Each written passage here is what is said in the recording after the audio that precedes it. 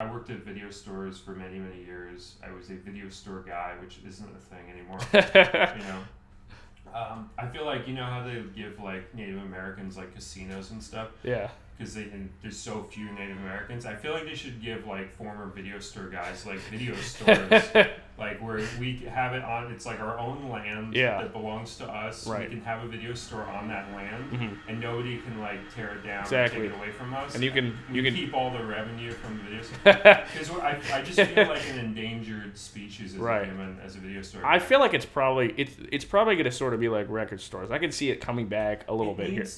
Because you do see it. You do see video stores sometimes around the area a little bit, and it's like there's something so unique about it. You just want, for me at least, I want to go inside with just probably kind of a VHS. You know, it's just so much better than streaming. And I worked at the last video store in Brooklyn before it closed down. So I'm like really. I worked at the cool video store in my teens, and I worked at the final video store. So I'm deep into it. Yeah. Like I'm OG video store guy. I remember when DVD kind of changed everything. I remember when, Blu-ray was like, what's that? You know? Like I went through all the phases. I know more about running a video store than anybody ever needs. There's something so funny about that. It's totally obsolete. That's what I'm saying. You have all this information.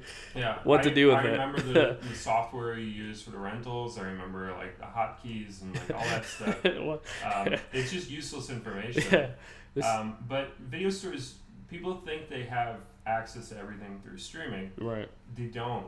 It's the idea of like movies disappearing off a streaming service, which happens like periodically because the licensing runs out. Like if a video store was like, hey, you better rent Ghostbusters this week or else we're not going to have it for a couple of years, that would be the worst video store you ever heard of in your life. Yeah. Like the fact that like you buy the copy, you put it on the shelf, and it stays on there until the disc wears out or the tape wears out, and then you get another one. That makes so much more sense than this thing of like, oh man, I better watch like the James Bond movies this week, or else they're gonna get moved to like this other streaming service that I don't have, which I'll have to subscribe to. And people don't realize how much money they spend on streaming services. It's like, yeah, you can steal it, and everybody does that. We can get into why they condone that, which is a weird thing. So streaming services, they like when you steal their thing because it makes you... Okay, so I'll get into that later. No, that's a whole thing. I see we're going down a rabbit hole a little bit. But people do spend a lot on streaming services. Right. Maybe not you or I. Maybe not somebody who's like logging into their friends or whatever. Not that I do that. Why would I do that? Why would I do that? If anybody's watching this. But, okay, so the people that do end up spending a lot. They spend more than they would renting movies from a store, and they get less enjoyment or whatever, because a lot of the stuff that's on there is just crap.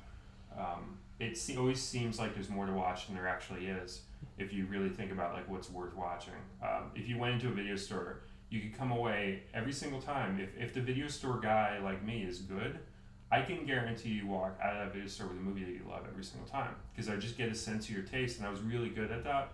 I was really good at like people just coming up to me, what's good? Like what would I like? I'd ask them like what movies they like, what they'd seen recently they like, and I could easily in my head come up with like at least 2 or 3 movies that I knew for sure they hadn't seen and that they would love. And that's curation, and you can't, there's no price tag on that. That's like you're giving people memories that will never disappear because it's like the first time they saw so-and-so movie that they love now. There's no curation with streaming and algorithms. But these services, like, people don't realize about Netflix. Netflix is an arm of the government. And I'm not, like, this isn't like Alex Jones, like, or whatever. This is like, well, Alex Jones is right about a lot of stuff. I'm not trying to throw Alex Jones. He weirdly is. He's weird. In recent years, he's somehow a lot of what people were, like, he was saying, it's a little strange. Look, I've always liked the guy. I've known about him since the mid-90s. Yeah. He's always been a fixture in American discourse. He's been around since the 90s, Alex Jones? Oh, he's been around since the early 90s. Really? I came to know him, not personally.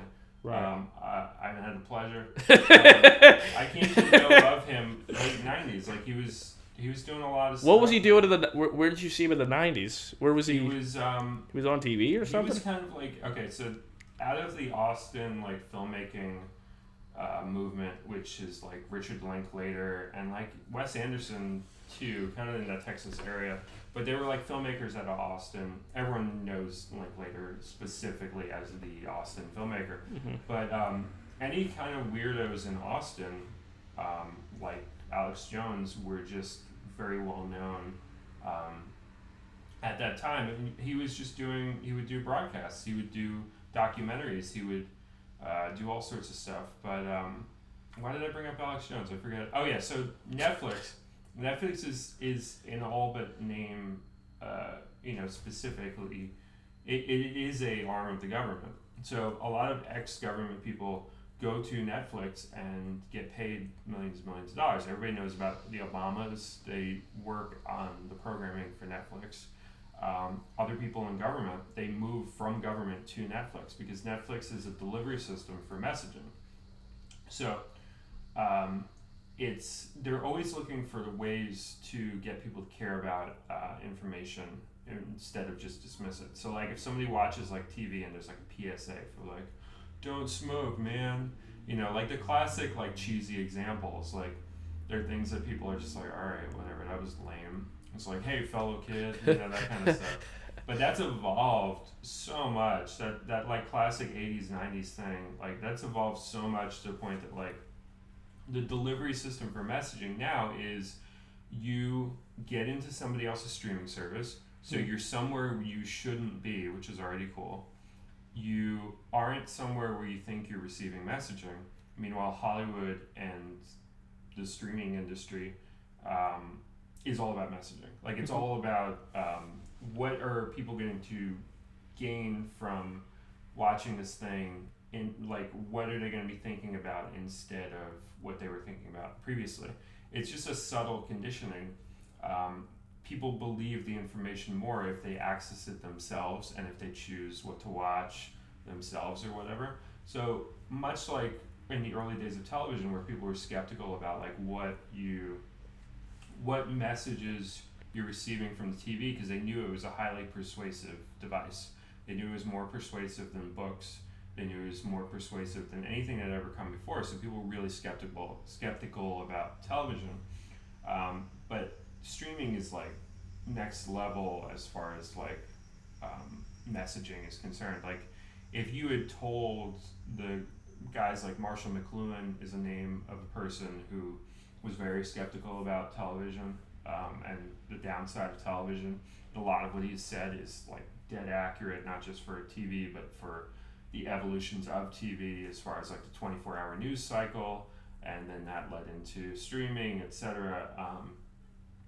If you told these guys like what it would become, first of all, they would probably know, like they would follow that lead.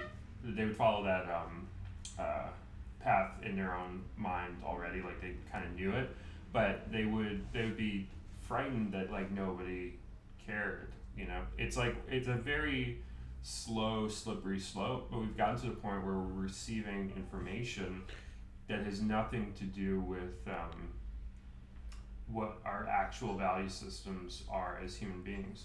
And that's not to say that like people think of like Hollywood as like run by like liberals or leftists. Like this is like bigger than that. It's about authoritarianism. It's about war hawkishness, about neoconservatism. It's about all these things that are really about controlling the world, and almost in that kind of like New World Order territory of like one government that controls everything. A lot of the messaging is geared towards that in ways that people have no idea, and people are getting paid millions and millions, and Netflix is operating at a constant debt intentionally so that they don't have the kind of oversight that a money-making entity would. So Netflix loses $8 billion every single year. Intentionally, completely intentionally. They also spend about $8 billion a year. They have a constant money flow. They do a lot of money laundering with the shows and movies that they purchase. So they'll overpay for things that nobody would ever pay that much for. It's a really corrupt organization, and everything I'm saying in this video right now, in 5-10 years, is going to be common knowledge. I guarantee it.